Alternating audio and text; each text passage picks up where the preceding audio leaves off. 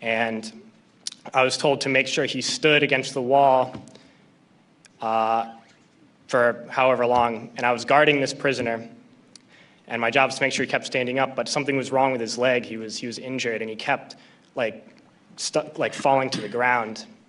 And the sergeant in charge would come and tell me to get him up off his feet. So I'd have to pick him up and put him against the wall. And he kept going down. I just have to keep pulling him up and putting him against the wall. And my sergeant came along, and he was upset with me for not, continue to stand. He picked him up and slammed him against the wall several times.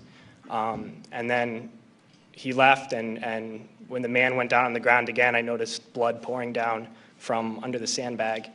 And so I let him sit, and when I noticed my sergeant coming again, I would tell him quickly to stand up. And then I realized that I was supposed to be guarding my unit from this detainee, and at that point I realized I was guarding the detainee from my unit.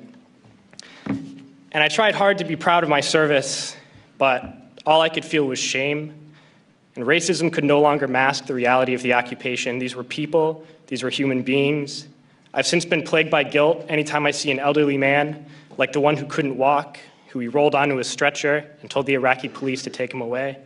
I feel guilt anytime I see a mother with her children, like the one who cried hysterically and screamed that we are worse than Saddam as we forced her from her home.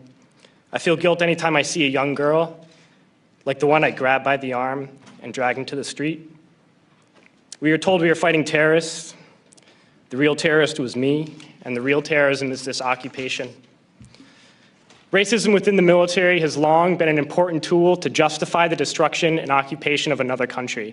It has long been used to justify the killing, subjugation, and torture of another people. Racism is a vital weapon employed by this government. It is a more important weapon than a rifle, a tank, a bomber, or a battleship. It is more destructive than an artillery shell, or a bunker buster, or a Tomahawk missile. While all those weapons are created and owned by this government, they are harmless without people willing to use them. Those who send us to war do not have to pull a trigger or lob a mortar round. They do not have to fight the war, they merely have to sell the war. They need a public who is willing to send their soldiers into harm's way. They need soldiers who are willing to kill and be killed without question. They can spend millions on a single bomb, but that bomb only becomes a weapon when the ranks in the military are willing to follow orders to use it. They can send every last soldier anywhere on earth, but there will only be a war if soldiers are willing to fight.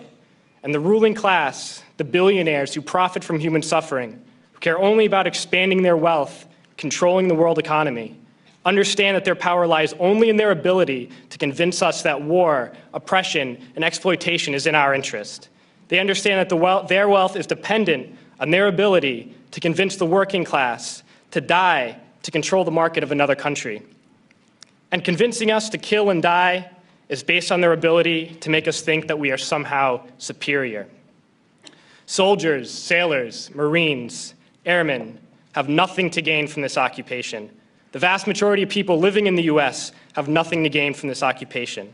In fact, not only do we have nothing to gain, but we suffer more because of it.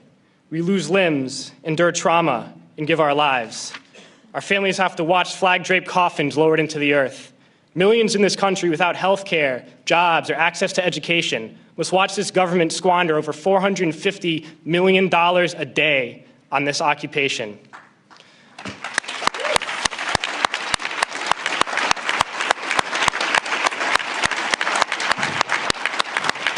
Poor and working people in this country are sent to kill poor and working people in another country to make the rich richer.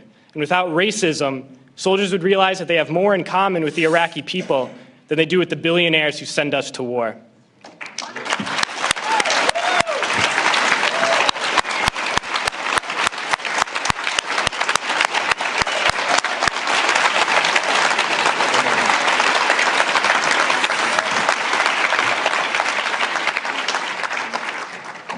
I threw families onto the street in Iraq, only to come home and find families thrown onto the street in this country, in this tragic and unnecessary foreclosure crisis.